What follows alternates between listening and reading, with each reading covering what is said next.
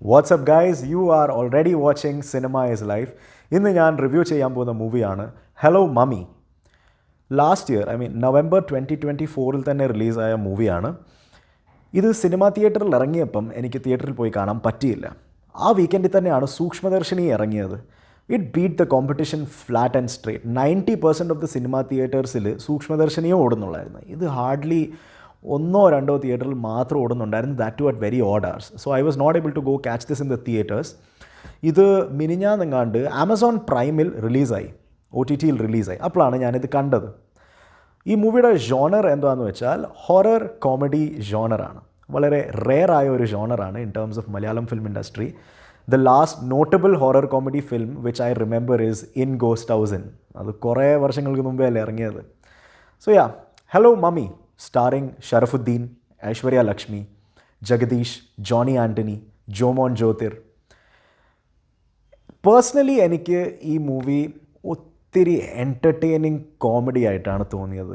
Horror comedy ആണെങ്കിലും ഇതിൻ്റെ അകത്ത് ഹൊറർ ആസ്പെക്റ്റ് എന്ന് വെച്ചാൽ നിയർ ടു നില്ലാണ്. 10% പോലും ഇല്ല, 5% പോലും ഇല്ല, 2% ഒക്കെ ആയിരിക്കും.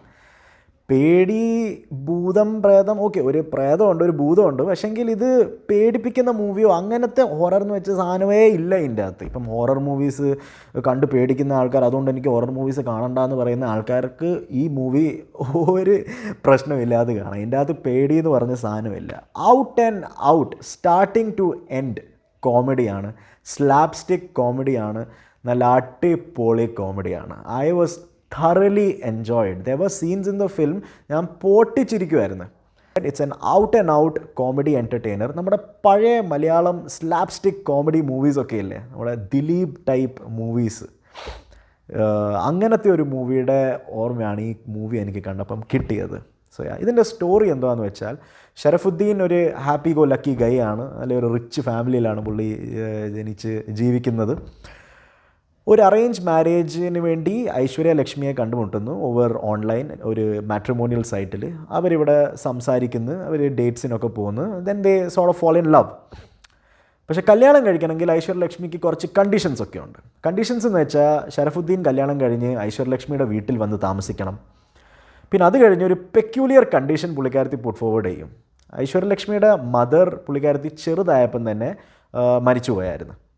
പക്ഷെങ്കിൽ പുള്ളിക്കാരത്തി ഷറഫുദ്ദീൻ്റെ അടുത്ത് വന്ന് പറയുക, എൻ്റെ മമ്മി ഇപ്പോഴും ഒരു സ്പിരിറ്റായിട്ട്, ഒരു ആത്മാവായിട്ട് നമ്മുടെ വീട്ടിൽ ഇപ്പോഴും ജീവിച്ചിരിക്കുന്നതുകൊണ്ട് അത് താങ്കൾ അക്സെപ്റ്റ് ചെയ്യണമെന്ന്. അപ്പോൾ ഇതൊക്കെ കേൾക്കുമ്പോൾ ഷറഫുദ്ദീൻ എന്ന് വെച്ചാൽ ഇതെന്താണ് ഇത് പറയുന്നത്? അപ്പം പുള്ളി ഫണ്ണാണെന്ന് പറഞ്ഞങ്ങ് എടുത്ത് is madly in love with Har. പുള്ളി എല്ലാം അക്സെപ്റ്റ് ചെയ്ത്, okay I will deal with it എന്ന് പറഞ്ഞുകൊണ്ട് പുള്ളി എല്ലാം അക്സെപ്റ്റ് ചെയ്ത്. പക്ഷേ കല്യാണമൊക്കെ കഴിഞ്ഞ് വീട്ടിൽ വന്നപ്പം പുള്ളി കാണുന്നത് ഇത് റിയൽ ആണെന്ന്. പുള്ളിക്കാരത്തി ഐശ്വര്യ ലക്ഷ്മിയുടെ വീട്ടിലൊരു പ്രേതമുണ്ട്. പ്രേതം കാണുന്നത് എങ്ങനെയാണെന്ന് വെച്ചാൽ, ഈ സാധനങ്ങളെല്ലാം പറക്കുവാണ്. വീട്ടിലുള്ള പൂച്ചട്ടിയും പാത്രങ്ങളും ഉള്ള ടൈം പീസും ക്ലോക്കും എല്ലാം ഇങ്ങനെ പറന്ന് അങ്ങനെയൊക്കെയാണ് ഈ ഗോസ്റ്റ് പ്രസൻസ് ഫീൽ ചെയ്യിപ്പിക്കുന്നത്. അതൊക്കെ കണ്ടപ്പം പുള്ളിക്കാരന് വിശ്വാസമായി ഈ പ്രേതമുണ്ടെന്ന്. പിന്നെ ഈ മൂവിക്കകത്ത് ഫുൾ ആൻഡ് ഔട്ട് എന്താണ് ഷറഫുദ്ദീൻ വേഴ്സസ് ആ പ്രേതമാണ്. നല്ല കോമഡിയാണ്, സ്റ്റാർട്ടിങ് ടു എൻഡ് നല്ല അടിപൊളി കോമഡിയാണ്.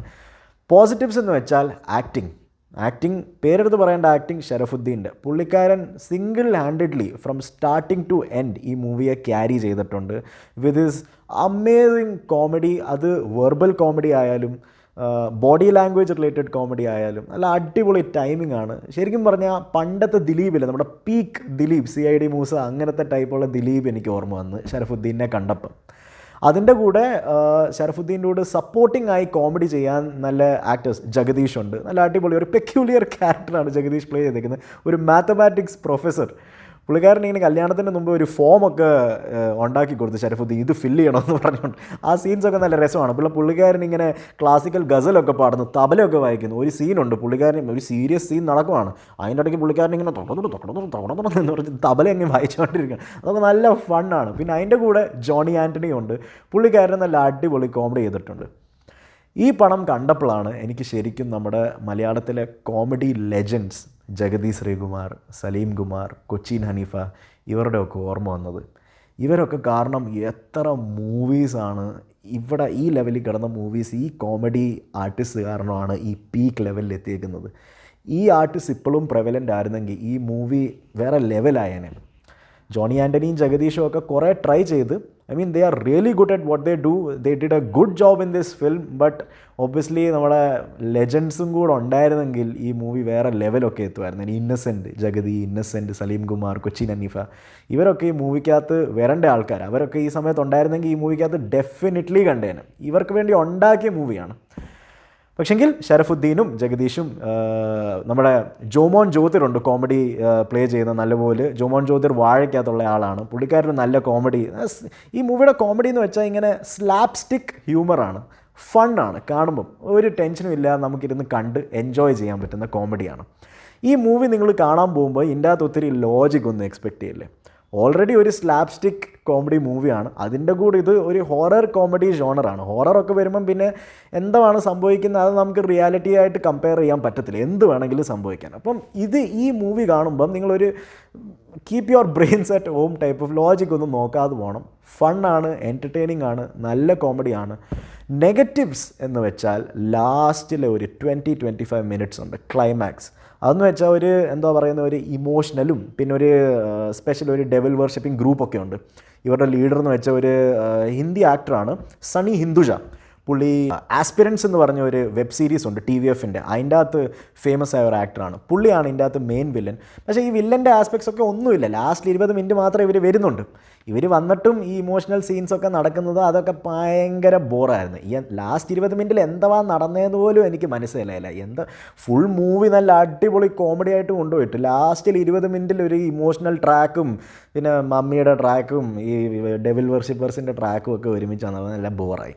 ആ 20 മിനിറ്റ്സ് നമ്മൾ ഈ മൂവിക്കകത്തുനിന്ന് സബ്ട്രാക്ട് ചെയ്ത് മാറ്റിക്കളയുവാണെങ്കിൽ ബാക്കി മൂവി കംപ്ലീറ്റ് എൻ്റർടൈനറാണ്.